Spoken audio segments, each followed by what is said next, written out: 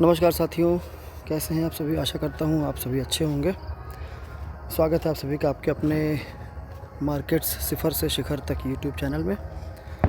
और जैसा कि आप सभी जानते ही होंगे कि मैं एक रिटेल ट्रेडर हूँ, लॉस मेकिंग रिटेल ट्रेडर हूँ। और मैं यूट्यूब पे सिर्फ इसलिए आया हूँ ताकि मैं अपनी भावनाओं को, अपने एक्सपीरियंसेस को आप सभी के साथ साझा कर सकूँ, शेयर कर सकूँ। और बिल्कुल भी मेरी इच्छा नहीं है कि आप मुझे फॉलो करें। बिल्कुल भी मैं नहीं चाहता कि जो ट्रेड मैं ले रहा हूँ वो ट्रेड आप लो, नहीं तो मैं तो लॉस में हूँ या भी खामखा लॉस में आ जाओगे। जिस ट्रेड को मैं कल से होल्ड करके बैठा हूँ, मैं आज भी होल्ड, वो पोजीशन मेरी होल्ड है। उसका रीज़न है, मैं 3 बजे के आसपास निकलने की सोच रहा था, लेकिन तभी मेरे दिमाग में मार्केट ने एक गेम खेला। मार्केट ने बताया मुझे कि देखो, जो वीक प्लेयर्स थे उनको मैं निकाल रही हूँ आज। इसीलिए 3 बजे के पहले बहुत ही शार्प, आप देख सकते हैं, बहुत ही शार्प डाउनफॉल आया इस एशियन पेंट्स के इस स्टॉक में। और उसके बाद 3 बजे के आसपास अचानक से शायद वीक प्लेयर्स को निकालने के बाद ही ऊपर चला गया। तो अभी इसका जो डेली चार्ट है उसको देख के तो मुझे ऐसा लग रहा है कि ये हो सकता है कल गैप अप कर दे। 2910 का रेजिस्टेंस जो है उसको ये ब्रेक कर दे। लेकिन ग्लोबल मार्केट को देख के ऐसा नहीं लगता है। ग्लोबल मार्केट में भयानक नेगेटिविटी है। आप डाउ जोन्स देख सकते हो, S&P 500 इंडेक्स देख सकते हो, निकाय देखिए, सभी के सभी इंडेक्सेस बहुत अच्छे खासे नेगेटिव हैं। लेकिन ये इंडेक्सेस हैं और एशियन पेंट्स एक स्टॉक है जिसका कुछ कंपोजिशन, आई मीन टू से जिसका कुछ कंट्रीब्यूशन हो सकता है हो निफ्टी में। स्टॉक को सीधे इंडेक्स से रिलेट करना कहीं ना कहीं गलत हो सकता है। और एशियन पेंट्स में रिसेंटली काफ़ी अच्छी बाइंग आई है, जैसा कि हमने कल देखा था। ये देखिए, अच्छे खासे वॉल्यूम के साथ बाइंग आई है। और कल और आज मिलाकर इसने ठीक ठाक रिट्रेसमेंट भी कर लिया है। और यही रीज़न था जिससे मेरे जैसा एक रिटेल ट्रेडर जो इसकी पोजीशन में फंसा हुआ है वो इसको होल्ड करके गया है। इसकी एक्सपायरी नेक्स्ट ट्यूसडे है, लेकिन अगर मैं इतने लंबा सोच रहा हूँ होल्ड करने का तो मैं मूर्ख हो जाऊँगा। मूर्ख तो मैं वैसे भी हूँ, क्योंकि अगर मूर्ख ना होता तो इतने लॉसेस ना किए होते। बस मूर्खता को कम करने का प्रयास कर रहा हूँ। कल मेरा प्रयास रहेगा कि मैं इसकी पोजीशन से बाहर निकलूँ, कैसे भी एशियन पेंट्स की ख़तरनाक पेंटिंग से बच सकूँ। और देखते हैं क्या होता है। आज इसने एक बहुत ही ज़बरदस्त शुरुआत में डाउनफॉल दिया, लगभग 4 रुपये के आसपास से गया। और जिस भाई ने भी 4 रुपये पे लिया होगा इसको और 8 के आसपास बेचा होगा, उसका पैसा डबल हो गया होगा।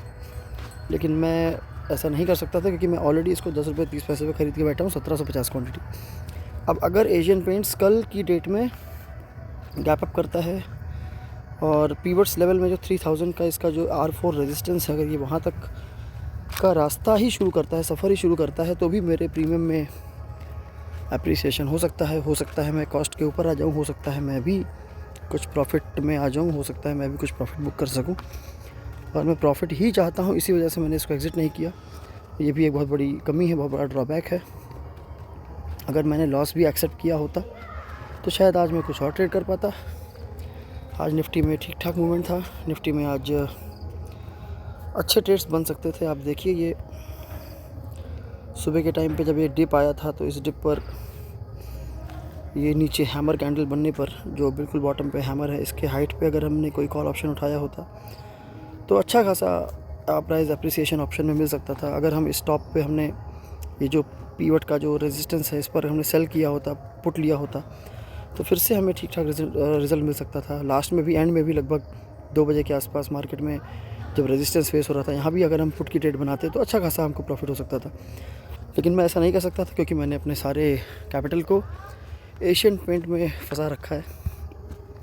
और क्या पता ब्लेसिंग इन डिस्गाइज हो जाए कल, क्या पता कल ये प्रॉफिट दे दे मुझे, क्या पता इसने मुझे एक्सपायरी से आज बचाने के लिए ऐसा किया कि एक्सपायरी के जाल से मैं बच सकूं। ये मार्केट के बाद बताना बहुत आसान है कि यहाँ पे कॉल लिया होता, यहाँ पे पुट लिया होता तो इतना बन गया होता, उतना बन गया होता। बताना बहुत आसान है, कोई भी बता सकता है।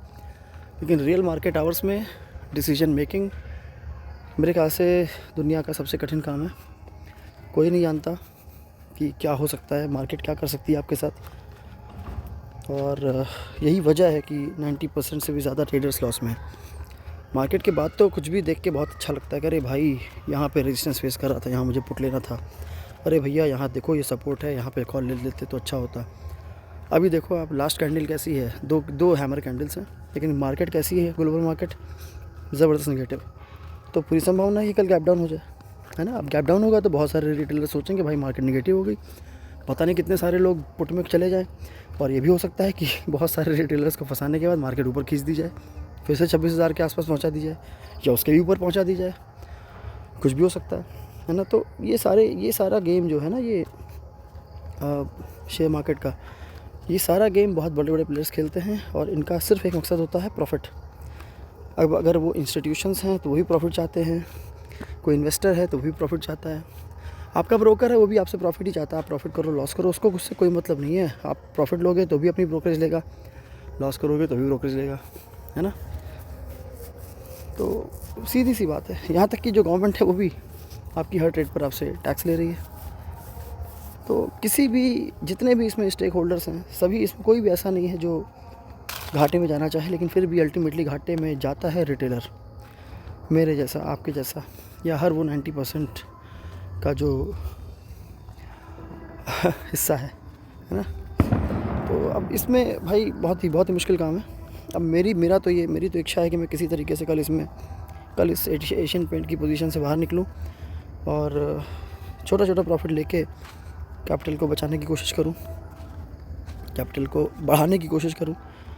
फ़िलहाल इस ट्रेड ने तो मेरे सारे मंसूबे पे पानी फेर दिया, इस ट्रेड ने तो मेरी हिम्मत तोड़ दी, इस ट्रेड ने तो मेरे सारे इरादे पे क्वेश्चन मार्क लगा दिया कि भाई तू बोलता कुछ है करता कुछ है।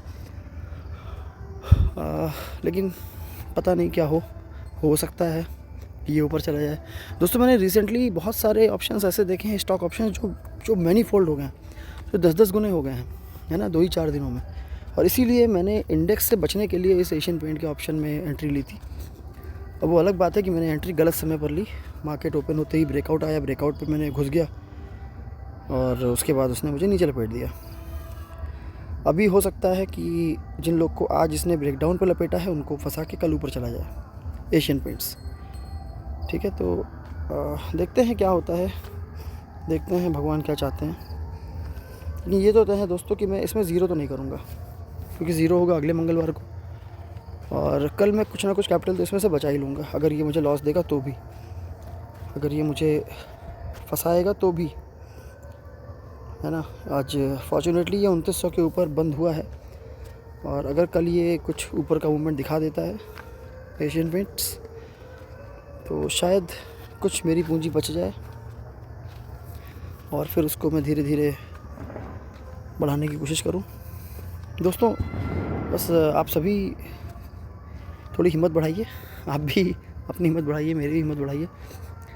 कुछ अपने आप महत्वपूर्ण सुझाव मुझे दे सकते हैं, मैं आपके कमेंट से बहुत कुछ सीख सकता हूँ, क्योंकि मैं भी एक लर्नर हूँ, आपके जैसा ही एक साधारण सा इंसान हूँ जो जीवन में बहुत कुछ अच्छा कर सकता था लेकिन ट्रेडिंग में फंस गया।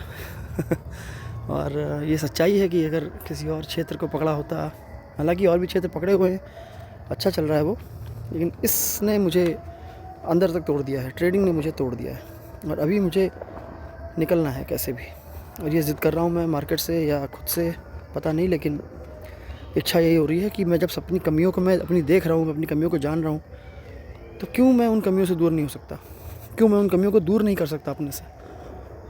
अपनी कमियों को मैं देख रहा हूँ ना, मेरी सारी कमियाँ मेरे सामने हैं, मुझे पता है मैं क्या गलतियाँ कर रहा हूँ, और वही गलतियाँ मैं बार बार कर रहा हूँ, हर ट्रेड में कर रहा हूँ, हर दिन कर रहा हूँ। तो इन कमियों को मैं देख के भी अगर सुधार ना कर पाऊँ तो फिर इंसान होना मेरा बेकार है।